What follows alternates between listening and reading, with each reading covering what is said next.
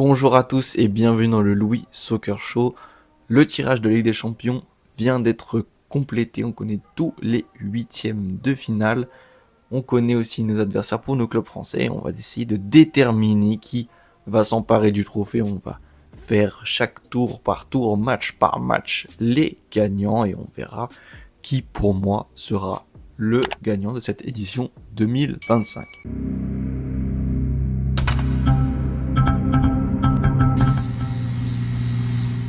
Commençons par ce côté gauche. PSG Liverpool, ce sera Liverpool pour le PSG et non le FC Barcelone. Et malheureusement, je vais déjà donner un petit avis contre français. C'est que je vais donner évidemment Liverpool gagnant, puisque voilà, le PSG peut être essayer d'inquiéter Liverpool, mais premier de Première Ligue, premier de la phase de Ligue, de cette Ligue des Champions. Donc Liverpool marche sur ses adversaires, a laissé filer des points là dernièrement contre Aston Villa, mais c'est pas ça qui va m'inquiéter, qui va me dire que le PSG peut les inquiéter. Même s'il démontre une force offensive, là, à l'image du match contre Brest, 7-0, le 10-0 au cumulé, et l'implication de tous les joueurs, je mettrai quand même Liverpool devant, parce que Arne Slot a réussi à vraiment huiler une très bonne équipe et a réussi à remettre les clés qui faisaient de Liverpool de Klopp le grand Liverpool, et donc ça devrait passer pour Liverpool. En match 2, Bruges contre Aston Villa, un match plus serré, plus intéressant. Bruges qui a réussi à sortir l'Atalanta que j'avais donné gagnant, et Aston Villa qui était dans les 8 premiers de la phase de la Ligue. Donc voilà, deux équipes surprises, Bruges dont je m'attendais vraiment pas qu'ils sortent l'Atalanta, et qui a des recrues qui marquent efficacement. Le grec Tsolis qui vient de Düsseldorf à 23 ans et déjà à 13 buts en 40 matchs. Et Gustav Nilsson, le suédois, en est à 11 buts, et c'est tous les deux des recrues. Lui vient de l'Union Saint-Gilloise. On a aussi voilà Talbi, l'ailier droit marocain, belgeo-marocain, pardon. J'imagine que c'est comme ça que ça se dit, qui a inscrit ses deux premiers buts là, face à l'Atalanta en Champions League.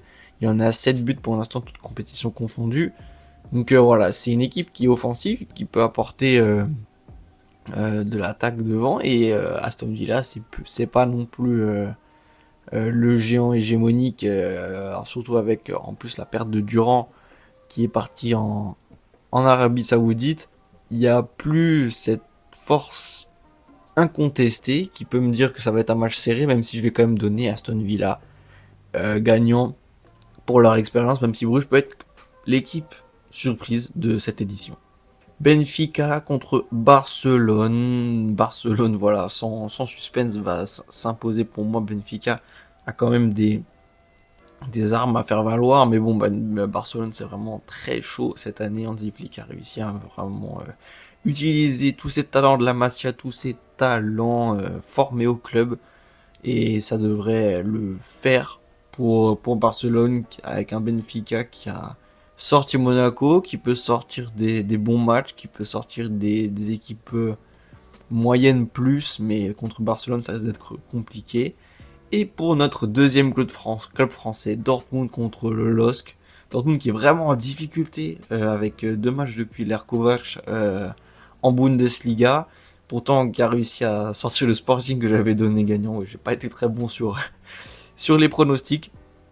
Mais à cet égard, voilà, même s'il y a Serhou Guirassy qui plante et qui est meilleur buteur de cette édition pour l'instant avec 10 buts, et je suis optimiste pour ces Lillois que je vois s'imposer et passer au quart de finale. Est-ce que c'est aussi un peu une volonté pour moi de voir briller les clubs français entre guillemets, et d'avoir un bon indice face aussi aux Pays-Bas qui talonnent notre indice UEFA?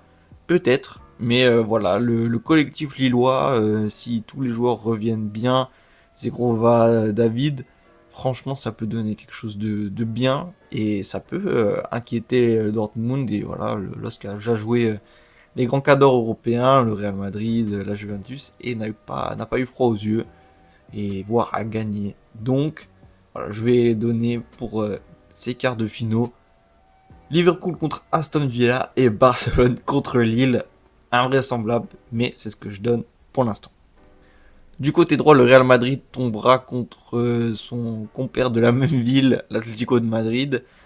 Le PSV tombe contre Arsenal. Dans ces deux matchs, je vais donner tout de suite le Real Madrid pour la supériorité qu'ils ont mentalement. C'est leur compétition au Real Madrid, on le sait, et ça devrait le faire pour moi. L'Atlético a des armes à faire valoir, étant donné qu'ils étaient eux dans les 8 premières équipes. Mais voilà, le Real Madrid, c'est leur compétition. En championnat aussi, ils auront l'occasion de se rencontrer. On verra, on décortiquera tout ça, mais bon, ça a l'air de monter en puissance avec un Mbappé qui a marqué un triplé au dernier match. Attention, mais le Real Madrid devrait passer. PSV Arsenal, ça devrait être un super match. Deux équipes offensives, deux équipes qui tiennent la route. Mais je vais donner Arsenal quand même gagnant pour leur solidité et pour leur montée en puissance. Et on aura un très beau Real Madrid-Arsenal pour un premier quart de finale. Ensuite, un duel 100% allemand. Bayern de Munich contre Bayer Leverkusen. Et je vais donner le Bayern de Munich. Ça pourrait être un match plus disputé. Parce qu'encore une fois, le Bayern lui s'est qualifié directement. Et le Bayern a dû passer par le Celtic et s'est fait un peu peur. Voilà, n'est passé que d'un but près. Et c'est compliqué, mais je vais quand même donner le Bayern qui lui aussi a une histoire avec cette Ligue des Champions, là où Leverkusen peut faire valoir ses armes offensives, mais a un peu moins d'expérience, et je vais donner Munich. Et le Feyenoord contre l'Inter Milan, ça va être un super match, et peut-être qu'il y a encore une fois une part de moi qui voudrait voir cet indice hollandais baisser. Mais je vais quand même donner l'Inter de Milan qui est sur une saison très stable. Ils sont certes pas premiers en Serie A, mais performants. Ils ont été dans les 8 premiers. Yann Sommer est blessé. Attention à ça aussi, à voir quand est-ce qu'il va pouvoir revenir. Voilà, il a une blessure à un doigt. Mais je vais donner quand même l'Inter de Milan pour toute l'équipe qui sont autour gagnant. Liverpool contre Aston Villa, et c'est un duel 100% Première Ligue, et même si on a eu un 2-2 au dernier match, je vais donner Liverpool gagnant. Et pareil pour Barcelone-Los, je vais pas faire trop de suspense, je vais quand même donner le FC Barcelone gagnant. Mais attention à ces Lillois qui seront valeureux et qui pourront peut-être faire valoir des armes et aussi des compétences collectives pour faire douter un peu Barcelone. Peut-être pas, mais en tout cas, je vois Barcelone passer. Real Madrid, Arsenal, Bayern de Munich, Inter Milan.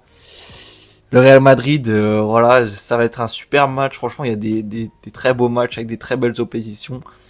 Mais je vais donner Madrid gagnant pour leur expérience, encore une fois, et leur capacité à faire valoir que c'est leur compétition.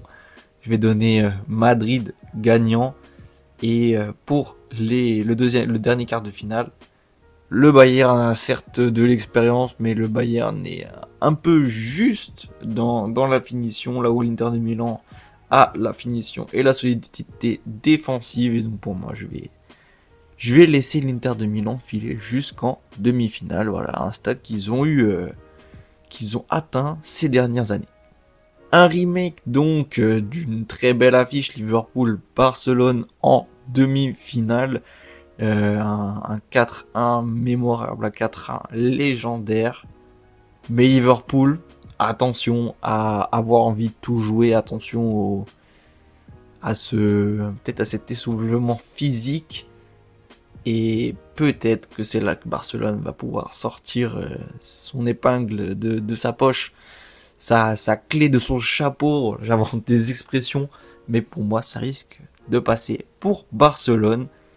Et de l'autre côté, Real Madrid-Inter de Milan, ce sera un match plus défensif, là je crois toujours avec cette science italienne de la défense, cette science de la gestion italienne, là où Madrid a aussi un peu de mal.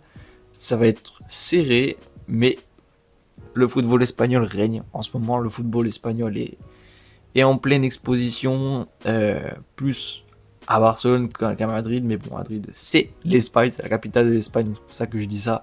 Et pour moi, la finale, ce sera une opposition Madrid contre Barcelone. Voilà, si vous en êtes resté là, dites-moi ce que vous pensez de mes takes, ce que vous pensez de mes choix, ce que vous pensez de mes analyses. Et donc pour moi, ce sera une finale 100% espagnole. Et ce serait beau, ce serait peut-être épique, parce que ce serait des talents contre des talents. Et voilà, là j'hésite entre talent pur et expérience. Et je vais pas me prononcer. On attendra. Si vous avez suivi mes analyses, je pense que j'ai un petit faible pour Barcelone. Mais on attendra les tours suivants de la Champions League. En tout cas, dites-moi quels sont vos takes à vous. Et je vous souhaite une bonne journée.